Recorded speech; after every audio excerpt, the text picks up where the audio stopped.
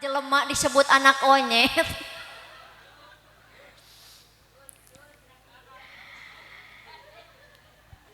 Matak naon kaluar ti imah mawa budak ti peuting teh nu dibacakeun zikir, nu dibacakeun ayat Quran.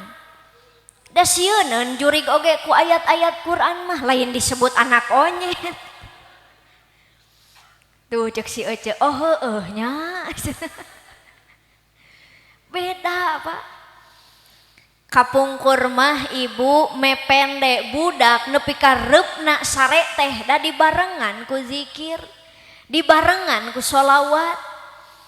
Beda jeung kolot ayeuna.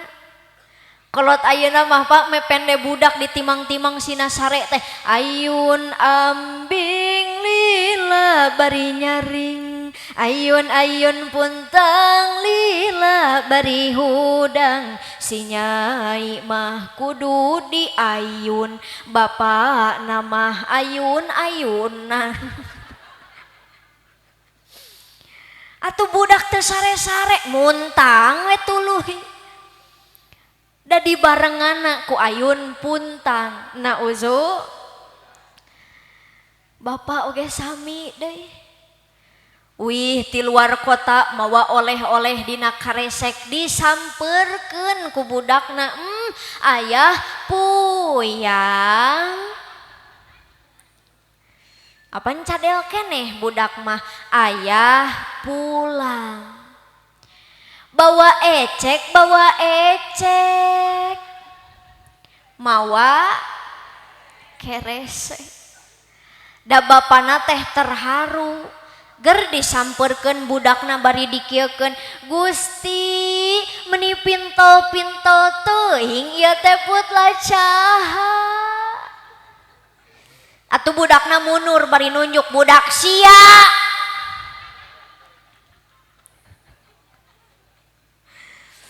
Nya heueuh budak dikitukeun mah lieureun. Leres henteu. Mata ka budak ulah putla caha. Sidik budak ibu eta teh. Nya didik murang kali sing leres make contoh. Punten Pak, ari budak teh siga kacang. Ari kacang lamun dipelakeun kudu dituturusan. Betul? Ibu jeung bapak hoyong gaduh murang kalih anu soleh teu cukup ngadua Robbi habli minas solihin, rek nepi ka ceurik getih oge ngadua hungkul mah moal cukup. Tapi kedah dituturusan tegesna mah kudu dicontohan kusaha ku indung bapakna. Ibu ulah ari kabudak neng yeuh tutupan orat, make baju muslimah, make kerudung teh kudu syar'i, ari oceuna bubudugulan. Tapi alhamdulillah Pak Ustad di dieu mah ibu-ibuna marake tiung. Di dieu mah ngan teuing geus ti dieu mah.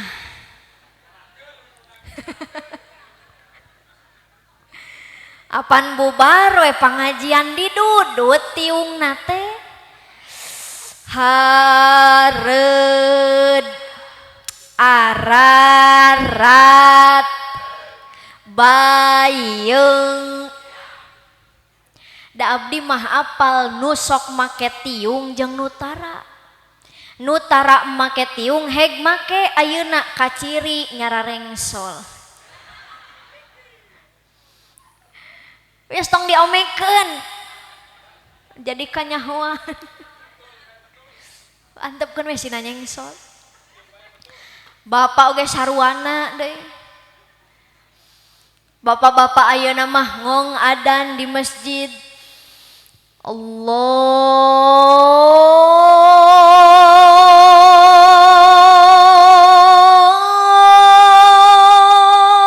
Akbar, Allahu Akbar. biasana bapak kabudak teh jang kadenge geus adan jugra indit ka masjid. Aya anu sok kitu aya. Kirang tepat eta teh. Kurang tepat Pak. Kedahna mah kieu ujang ka kuping tos adan hayu urang ka masjid. Benten henteu. Bu beda henteu? Beda. Tadi mah juk ieu mah hayu. Tadi mah nitah ieu mah dibareng. Kitu ngadidik budak teh make contoh. Di dia masjidna palih mana? Itu palih ditu. Nu salat berjamaah 5 waktuna osok pinuhna siga kieu.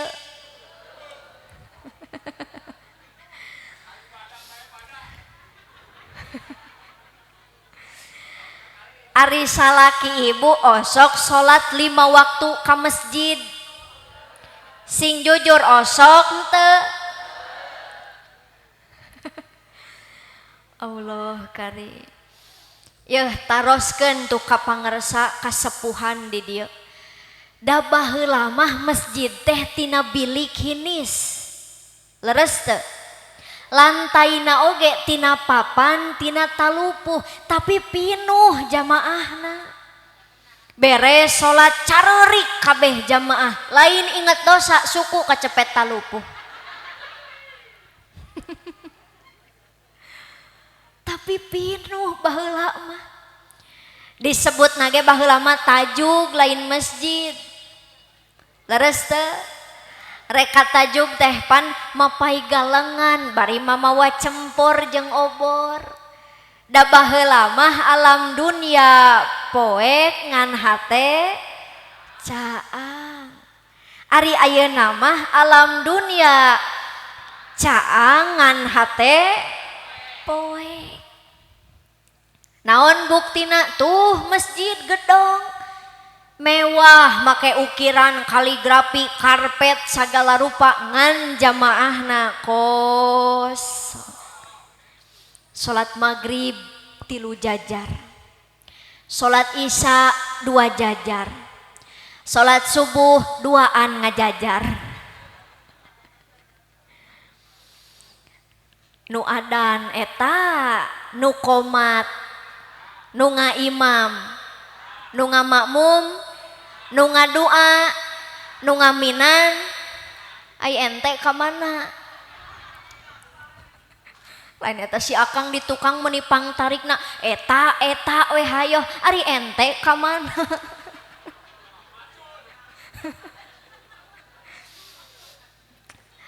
Yo kade Pak pameget mah sing daek salat teh berjamaah di sabab lamun lalaki tara daek salat berjamaah di masjid yarfa'ullahu barkatan min kasbihim, Allah akan mencabut keberkahan dari hartanya. Matak ibu percuma gaduh salaki imahna gedong mobilna mewah sawahna lega duitna loba tapi tara daek salat berjamaah di masjid eta kabeh hartana moal barok. Nauzu kahartos Pak. Matak awas hati-hati Pak. Jangan sampai masjid kau lewati, rumah randa kau singgahi.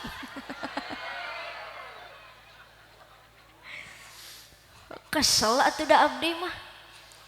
Ya mau Pak Ustad ka masjid teh bapak-bapak nalika maot we di salatan. Iya geuning budak blender hungkul teh.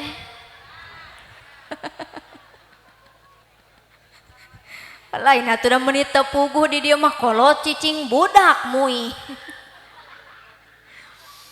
Teraskeun Bu. Kade Pak ulah ka masjid teh nalika maot we di salat. Na teu izin ku karpet. Cek karpet masjid amang, ari amang keur hirup ka mana wae tara ka masjid. Ari geus maot meuni panghareupna.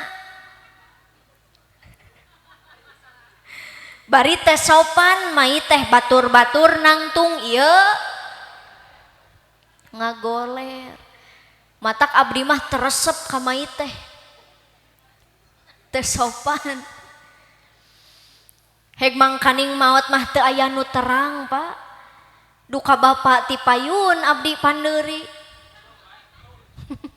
Atawa abdi pandeuri bapak ti payun. Teu aya nu terang maot mah. Sabab di mana-mana tepi kana pati ninggang kana mangsa saluyu jeung panuju saisi jeung pangabukti nyawa dipundut ku Gusti Nu Maha Suci mulang ka Rabbul Izzati maot ngaranna. Ari maot ngadodoho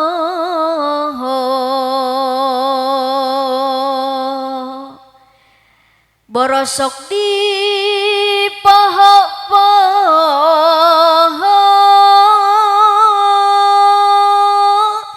datang nate merenya ho ngageretak taya tempo taya berang taya peting taya raja taya kuring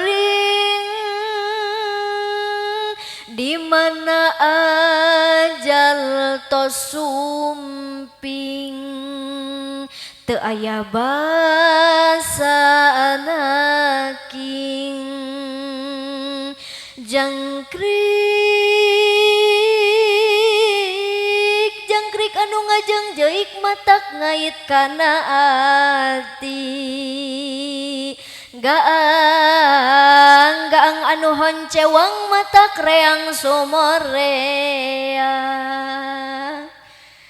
cingangguran manusia cara ricing caricing pagah kancing saring set pagah ikat moal gadag ganginan moal asuh kahujanan cadu mungkuk bari diuk haram dempak bari ngadengkak cicing cang cekel gawe eling katali agama Allah cicing dina akidah Islam cicing dina Islam naon sababna tuh manuk cingkleng cindeten blos ka kolong bapa satar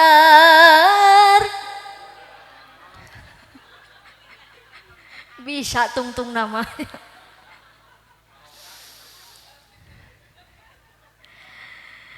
Punten Bu, satar teh hartosna sataranjang. Sabab mayit nalika rek dipandikeun pandi sataranjangan. Mangkaning dicarioskeun saur guru-guru urang ketika dipandian sakeclakna cai anu murag kana awakna mayit nyerina sarua jeung dibentar petir. Matak lamun urang tiasa ngadangu mah mayit ketika diibakan teh dagogoakan saleresna mah. Nalika dikucurkeun cai teh lalaunan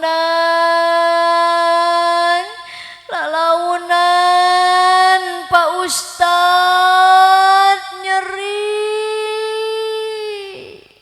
cek mayit matak mandian mayit ulah padu wae bahkan pan dina madhab Imam Syafi'i mah Pak cai na oge diatur suhuna panas teuing ulah tiis teuing ulah kudu handeut kuku bahkan ngucurkeun oge kudu ditilaman ulah sagawaya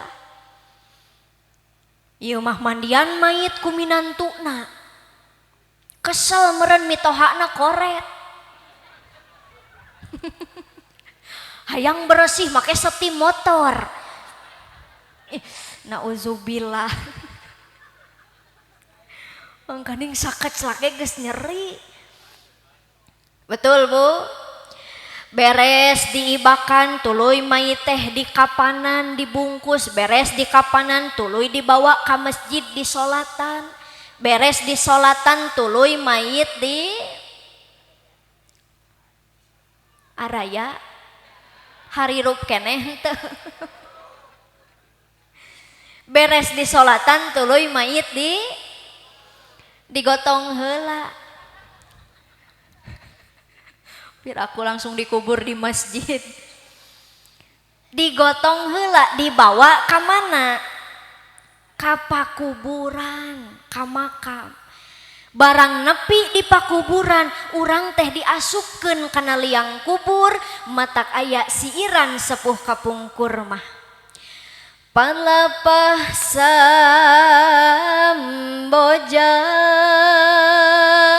geus ditancepkeun batu nisan, lebah sirah jeung tunjangan, cai dikucurkeun kembang diaurkeun, urang nu di jero ukur ningalikeun, urang nu di jero ukur ningalikeun. Astagfirullah.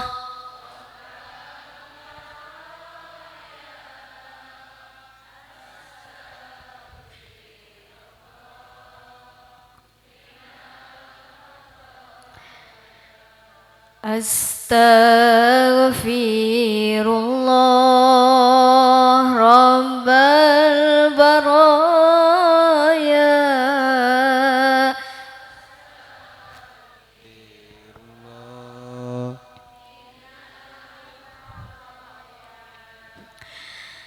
Margi di dunia urang ngumbaran, sadayana bakal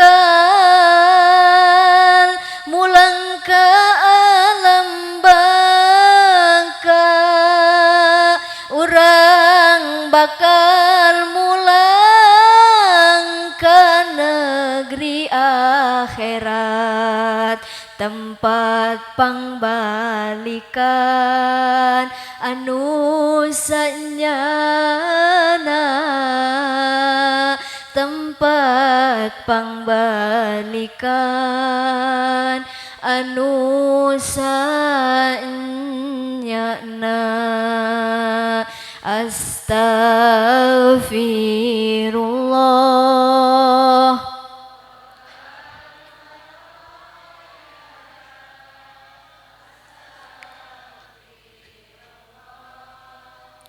Minal khotoya astagfirullah.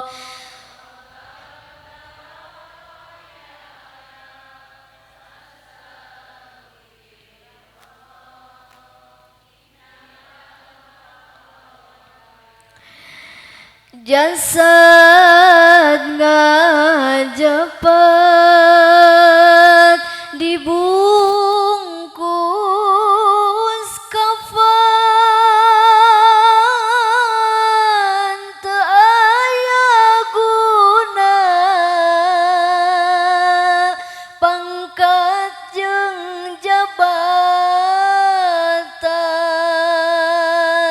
naon nu kudu dibawa, naon nu kudu dibawa, lain harta jeung banda, lain dunia parana, tapi nu dibawa iman rejeung takwa. Astagfirullah.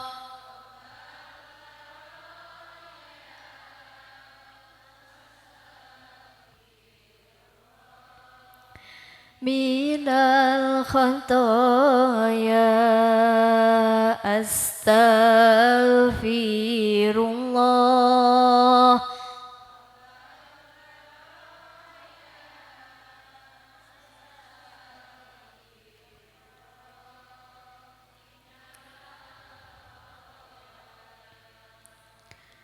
keeung maot teh ningang urang geus dikuburkeun barang baralik 7 lengkah nu nganterkeun urang ka pakuburan urang teh bakal digeroan. Ya Adam bin Fulan hudang geus lain di alam dunia Pak tapi di alam barzah. Culak cileuk sorangan poek mongkleng rek menta tulung-tulung ka saha. Nalika urang di alam barzah teh reuas poek. Aeh di tempat naon ieu kaula di mana ieu kaula ka mana jalan saha batur kula batur ngomong geuning eueuh tiris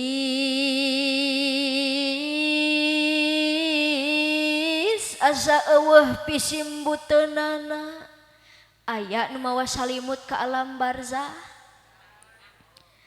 Hareudang asa eueuh pikipaseunana keung asa eueuh pibatureun hirupna Gusti ampun kula ampun mana dulur kula anak pamajikan kula pangkat martabat jabatan kula geuning di dieu mah eueuh bere kasempetan kula hayang hirup deui kula rek salat kula rek sedekah kula rek tobat Gusti keung ayana di mana masya barang keur keung teh kitu datang amaliyah ibadah urang.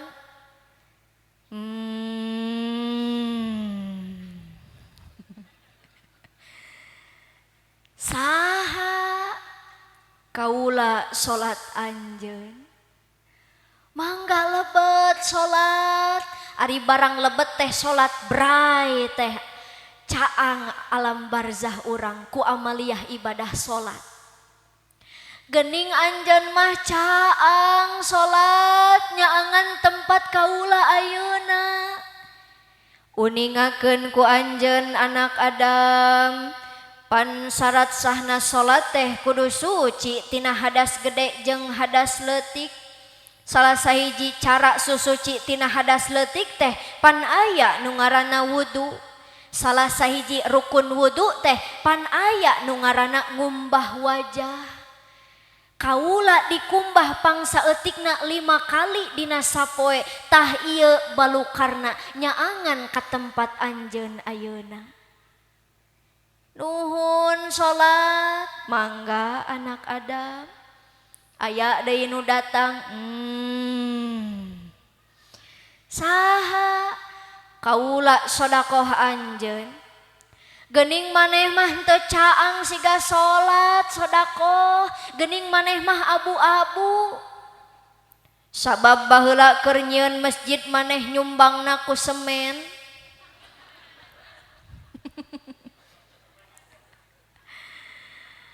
Aya deui nu datang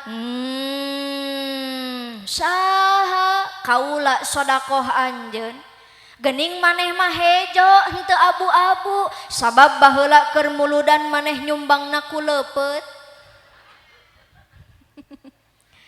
Aya deui nu datang saha kaula sedekah anjeun dicarioskeun bahwa sedekah nu pangseueurna bakal nyarengan urang di alam barzah. Insya mudah-mudahan doakeun sagala rupiah anu parantos dikaluarkeun disodakohkeun ku Bapak Ustad Nana kali Ibu Titin masing dugi ganjaran pahalana ka karuhun-karuhun Bapak Ustad Nana sinareng Ibu Titin amin ya robbal. Urang khususkeun aosan Al-Fatihah kanggo karuhun sahibul hajat sakulawargi. Bismillahirrahmanirrahim. tawassalna ila hadratil Mustafa Muhammadin sallallahu alaihi wasallam wa ala alihi wa sahbihi wa azwajihi wa dzurriyyatihi wa jami'il ummatil kiram syai'ul lillahi lahumul Fatihah.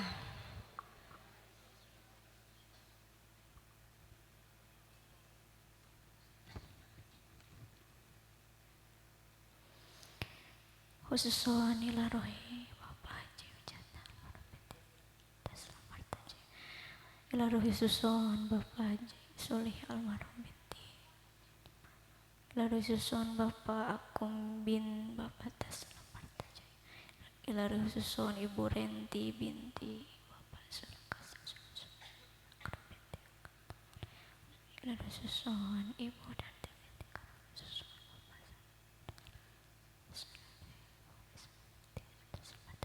ila rohi Bapak Jarwi susun Bapak Tuba binti Taslam Martaja susun ila rohi Bapak Sajak binti Taslam Martaja susun ila rohi Bapak wa usulihim wa furu'ihim ghafarallahu dzunubahum wa satara uyubahum syai'u lillahi lahumul Fatihah. Alhamdulillahi rabbil alamin.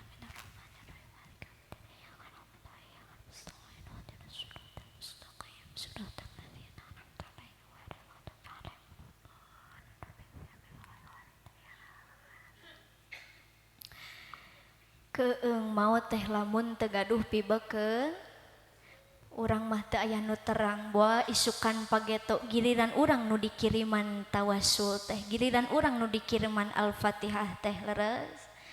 Mudah-mudahan barokahna pangaosan barokahna silaturahim urang sadayana sing tiasa dipanjangkeun yuswa bari tiasa ibadah ka Gusti. Amin ya rabbal. Da urang maot mah ngankur mawa amal sorangan. Piraku maot mawa amal soleh. Ari engke Pak Soleh maot mawa amal saha.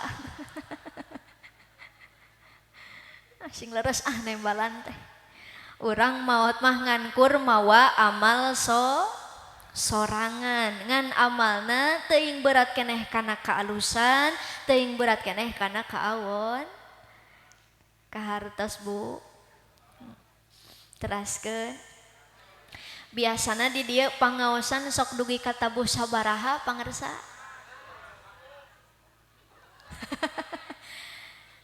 dugi ka tabuh sabaraha ngadak-ngadak nepi ka jam 1 rek ngulem rek nyiksa eta teh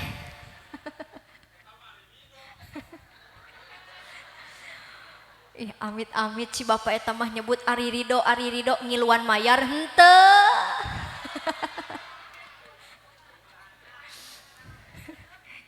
Masih teraskan Bu? Masih kiat? Setengah jam deui kiat? Sajam kiat? 2 jam? 3 jam? Lanjut? 3 tah cenah kawajiban sepuh kanu janten murang kalih nu nomor ka3 wajib ngadidikna make conto sanes dititahung nu nomor ka4 dina budak aya huruf naon a di dieu hartosna budak teh arahkeun saur Kanjeng Nabi tadi hadisna tos dibaca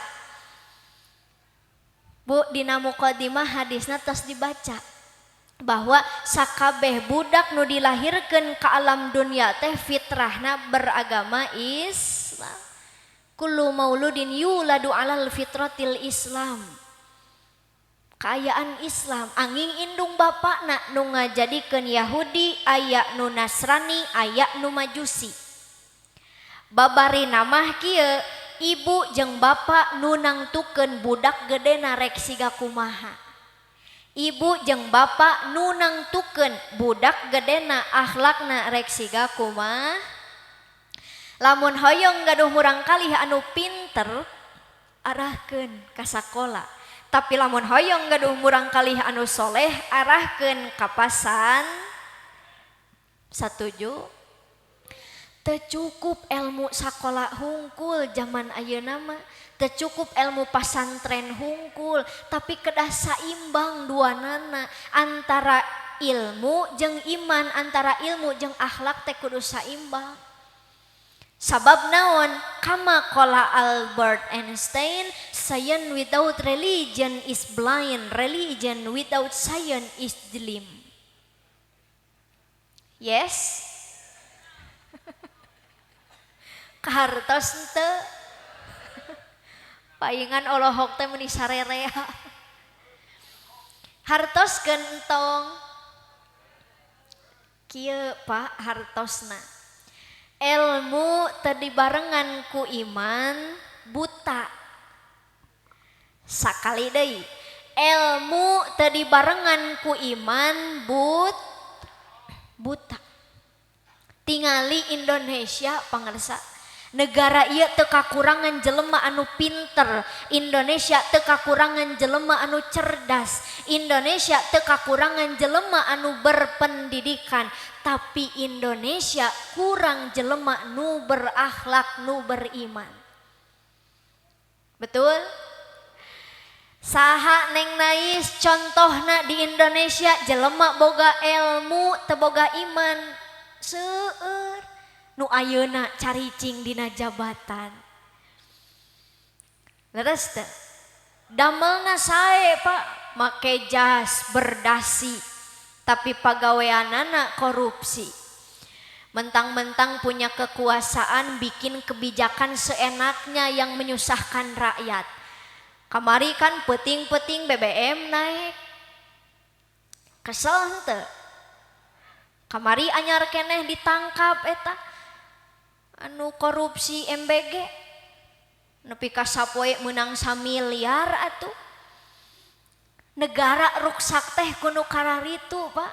Jabatana tinggi, ilmuna luhur luar biasa, tapi menghalalkan segala cara untuk mendapat keuntungan. Bahaya henteu? Bahaya. Matak punten ulah aneh zaman ayeuna mah, dikala yang miskin semakin miskin, yang kaya semakin kaya, yang benar di penjara, yang salah malah tertawa. Sungguh mata dunia memang tak sempurna. Saderka salebule tertumpak sado dicepretan, merdeka beki modern nu bodoh beki aut-autan. Jawa Barat Jawa Timur rakyat melarat, pemimpin semakin subur. Lebih baik kita berjalan kaki, punya harga diri, daripada bermobil Mercy hasil nyuri jeung korupsi.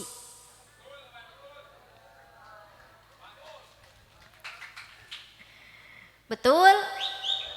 Kesel atuh da abdi mah. Cik ibu kesel henteu? Kesel. Kesel Pak, negara ruksak teh kudu kitu, pinter tapi henteu bener.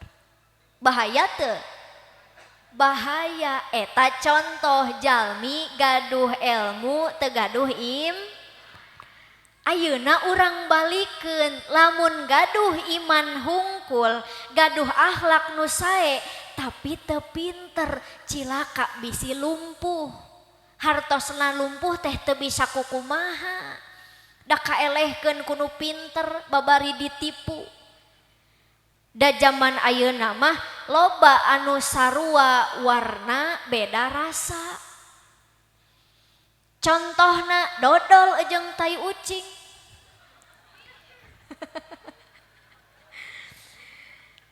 Siga heureuy eta teh padahal mah leres. Sok tembalan sing kompak. Dodol hideung tai ucing. Dodol amis tai ucing. Tuh nya. Ibu sadinten sabaraha kali nuang tai ucing?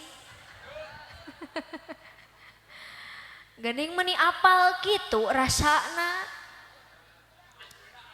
Oh ambeuna. Ari ngaraosan mah teu acan. Bade diraosan. Ieu dodol jeung tai ucing sarua warna beda rasa. Pan di urang ge seueur Pak nu kitu teh. Seueur aya jalmi hareupeun mah siga nu heueuh ngadukung tapi tukangeun mah ngomongkeun. Aya nu kitu. Hareupeun mah siga nu heueuh ngaku dulur tapi tukangeun mah ngadu domba ka batur. Aya nu kitu. Tatangga ibu eta teh. Aya sarua warna beda rasa. Bahaya henteu. Bahaya mata kedah saimbang antara iman sareng ilmu. Imanna kudu kuat, ilmuna kudu tinggi. Leres? Jadi arahkeun ku ibu jeung bapa, ieu budak teh bade kumaha, bade ka mana arahna. Tah ayeuna kewajiban Pak Ustadna sinareng Ibu Titin masih keneh panjang ka Jang Fakih teh. Jang Fakih beres ieu acara khitanan masih kedah diarahkeun bade ka mana arahna. Hoyong pinter sakolakeun, hoyong soleh pasantren. Saya nama saimbang antara sakola jeung pasantren ulah berat sabeun. Sabab lamun gaduh salah sahijina hungkul gaduh ilmu tegaduh iman bahaya, gaduh iman tegaduh ilmu cilaka. Leres? Opat tah cenah kawajiban sepuh kanu janten murang kali wajib ngarahkeun. Lanjut. Nu terakhir dina budak aya huruf naon? Ka. Ka di dieu hartosna budak teh khitankeunun. Jadi termasuk kewajiban sepuh kanu janten murang kali wajib budak teh ngalaksanakeun khitan. Alhamdulillah Pak Ustadna kali Ibu Titin parantos ngalaksanakeun kewajibanna kanu janten Jang Fakih nyaeta di khitan. Paribasa di urang mah khitanan teh sok disebat sundatan. Disunat. Leres teu? Memang betul khitan teh asal hukum nama sunnah. Sunnah Kanjeng Nabi Ibrahim anu disampurnakeun ku Kanjeng Nabi Muhammad. Tapi khitan teh saur dina katerangan al khitanu sartun lisihati sholah. Khitan teh jadi syarat kana sahna sholat. Ari salat hukumna sunnah apa wajib? Sing tarik Bu, sunnah apa wajib? Wajib. Khitan teh sunnah tapi karena jadi syarat sahna salat anu mana salat teh hukumna wajib janten weh hitan oge ngiring hukumna teh kana wajib. Anu mana hikmahna upami urang ngalaksanakeun khitan teh pan seueur. Nu kahiji hikmahna di khitan teh li ta'abud pikeun ibadah. Sabab sakur-sakur perkara anu diparentahkeun ku Gusti Allah eta bernilai jadi ibadah. Nu kadua hikmahna ngalaksanakeun khitan teh li ijalatin najasah supaya ngaleungitkeun najis. Sabab murang kalih pameget nu teu acan di khitan khawatir aya najis nu nyangklung di jero kulit nu teu acan diteuk-teuk. Matak saur ulama fikih nu apik mah budak lalaki nu teu acan di khitan ulah waka dicacanda ka masjid. Bisi di bumina papang nu diwasuhna luar hungkul. Pan beda bentukna teh nu tos dihitan jeung nu teu acan mah. Leres teu? Murang kalih nu teu acan dihitan mah pan bentukna teh siga kukupluk. Nya aya tungtungan. Udah kumaha ngajelaskeunna oge. Rada sesah ya. Bentukna teh beda, nu teu acan dihitan mah kieu tah aya tungtungan kulitna teh. Siga kukupluk. Tah eta mah upami kahampangan teh teu kaluar sadayana najisna. Upami tos dihitan mah aman, nu asalna bentuk siga kukupluk jadi siga helm. Kulitna dipiceun tungtungna. Upami tos dihitan mah nalika kahampangan teh keluar sadayana najisna. Nu mawi hikmah ngalaksanakeun hitan nu kadua nyaeta ngaleungitkeun nu katilu hikmahna dihitan teh li ajli sihah supaya ngarah sehat. Tadi teh lamun najisna teu kaluar sadayana aya nu nyangklung di jero bilih janten panyawat. Jadi penyakit infeksi najisna teh. Matak ayeuna mah nu ngalaksanakeun hitan teh sanes agama Islam hungkul Pak, tapi agama anu sanesna oge ngalaksanakeun hitan karena tujuan dan anjuran dari dokter untuk kesehatan. Tilu tah. Nu kaopat hikmah ngalaksanakeun hitan teh lil kabiroh supaya ngarah gede. Ibu resep nu leutik apa nu gede? Ta eta hikmahna nu kaopat teh ngarah gede. Sakitu we palebah dinya nama. Nu kalima terakhir hikmahna ngalaksanakeun hitan teh li ajli ladah supaya ngarah genah nalika dihubungkeun jeung hubunganana. Tangkin eta mah karaosna kujang fakih teh upami tos dewasa, upami tos gaduh pasangan halal nembe bakal karaos. Tah kusabab abdi mah can ngasaan. Matak bade naros heula kanu tos ngaraosan. Bu leres genah. Pak leres genah. Araya ieu teh araya sing tarik atuh Bu leres genah. Naon buktina? Budak. Buktina tina genah teh pan ieu sadayana nu ngajarentul di dieu ge hasil tina hasil tina nikmat. Ta eta hikmahna ngalaksanakeun hitan nu kalima teh ngarah genah. Eta mah karaosna khusus upami atos nikah. Sakitu kahartos. Janten hikmah di hitan teh aya sabaraha cenah? Astagfirullahaladzim. Di Bandung mah Pak jamaah teh sok gaduh gelar barho. Begitu bubar poho. Ari di dia henteu di dia mah da acan bubarna ge. Di dia mah cingho. Cicing oge enggeus. Sok wihandi bilih hilap. Hikmah hitan teh aya da geus dibejaan kieu. Nu kahiji li ta'bud pikeun ibad. Nu kadua li ijalatin najasah supaya ngaleungitkeun nu katilu li ajli sihah ngarah seh. Nu kaopat lil kabiroh ngarah gede ulah wakakana genah. Mun itu sabaran pisan. Gede heula. Nu kaopat ngarah gede. Nu kalima li ajli ladah supaya ngarah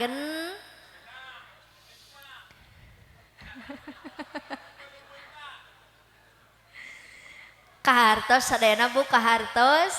Ya. Moal hilap deui moal. Insya alhamdulillah doakeun ku sadayana mudah-mudahan jang ananda fakih sing dijantenkeun murang kalih anu soleh nu tiasa ngabakti kanu janten sepuhna sing tiasa janten waladun sabik anu mana hartosna pangkat derajat martabat eta murang kalih teh ngaluhuran ngalangkungan nu janten ibu ramana. Amin ya robbal kahartos sadayana. Alhamdulillah. Saur guru abdi lamun ngaji geus kaharti maka ulah dituluykeun. Sakali deui ditaros kahartos henteu.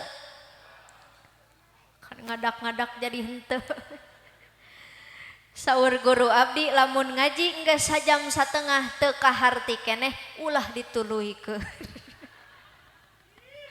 Kumaha we akal mah atuh. Da biasana mah abdi mung sajam dina panggung teh. Bu, di mana-mana abdi mung sajam dina panggung, tapi karena di dieu mah jamaahna kompak, resep, sumanget, numawi tos langkung satengah jam, tos sajam satengah. Tah upami kieu teh kaetangna janten lembur Pak Ustad Nana.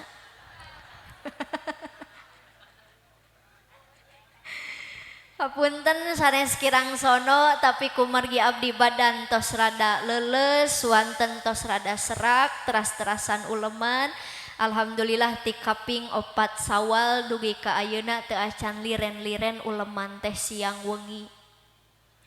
Amplop geus meunang sakarung satengah. Alhamdulillah kamari ti Sukabumi ayeuna ka Kuningan enjing ka Cianjur Selatan. Keun bae teu nanyakeun oge. Doana mudah-mudahan abdi sakulawargi sareng tim masing dipaparinan kasehatan oge berkah salamet di perjalananana. Mangga ayeuna mah sasarengan.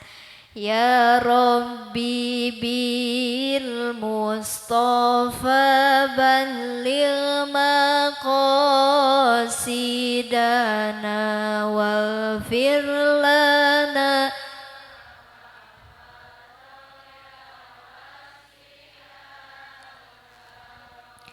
Ya Rabbi bil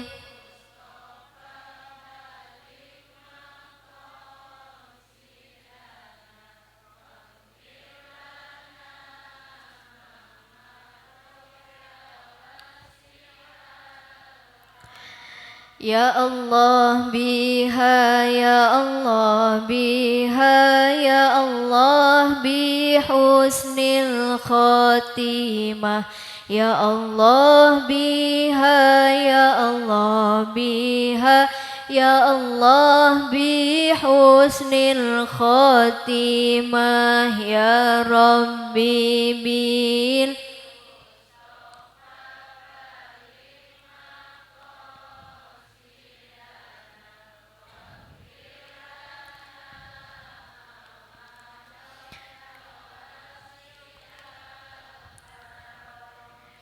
Rupina sakitu anu tiasa kapihatur, mudah-mudahan non rupi nu ku abdi didugikeun masing aya manfaatna, khususna kanggo sohibul hajat, umumna kanggo urang sadayana. Wallahul muwaffiq ila aqwamit thoriq. Wassalamualaikum warahmatullahi wabarakatuh.